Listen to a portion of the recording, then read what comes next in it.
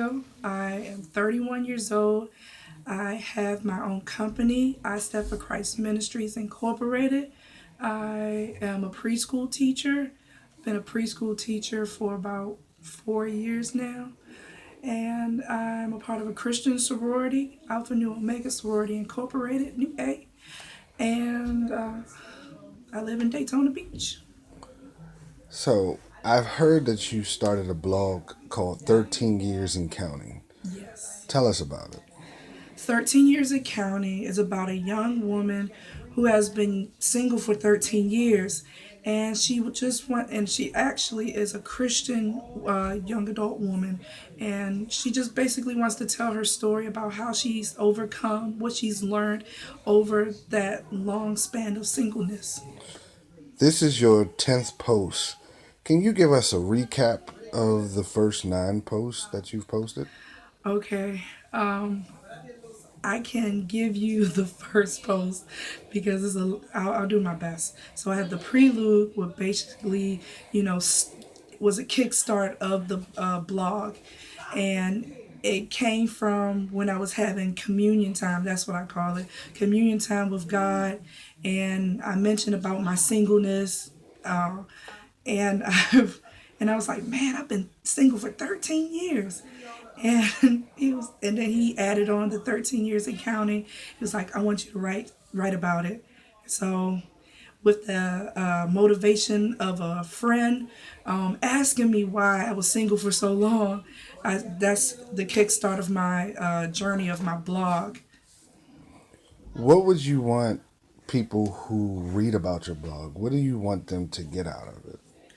I talk about God a lot because God is the head of my life.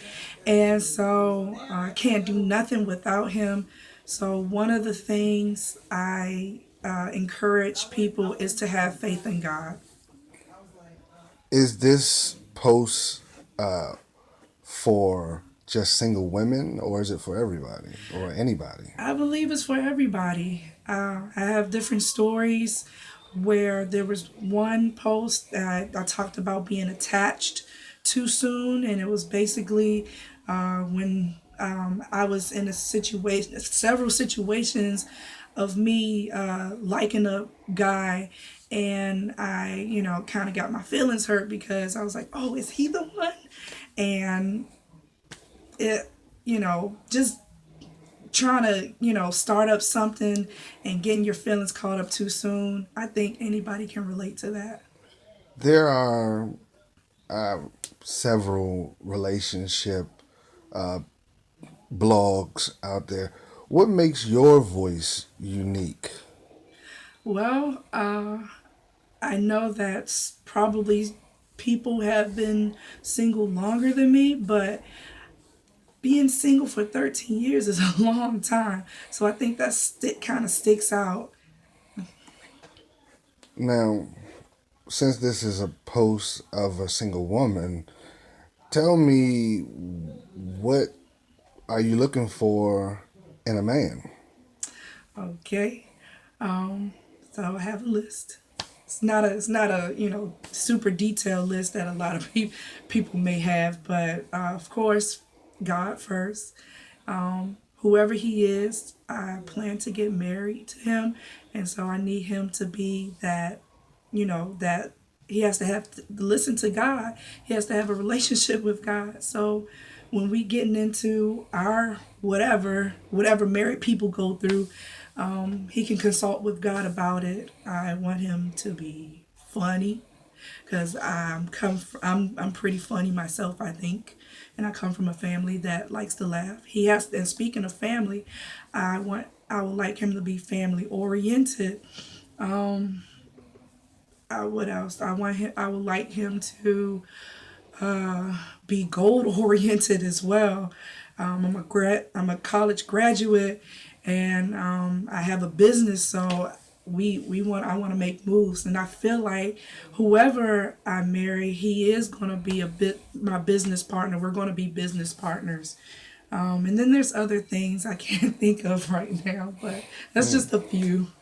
So, when you're in your communion time with God, And I know you probably praying more than just, you know, send me a man. Right. What specifically in your singleness do you talk to God about? I pray about my relationship with Him first, God first. What can I do better? And I, a few things like as far as reading my Bible more and studying the Word. Just having that quiet time when I don't have social media going on or the TV or music. Just it's just Him and me. I do pray for my future husband. I pray for his well-being, his finances, and other things. Just yeah, that. I know we've heard the saying satisfied and single or single and Yeah. satisfied. What keeps you satisfied in your singleness? A lot. I'll take the little story from my past. I've learned over these years that I have to be satisfied in God. I have to be satisfied in my relationship with God.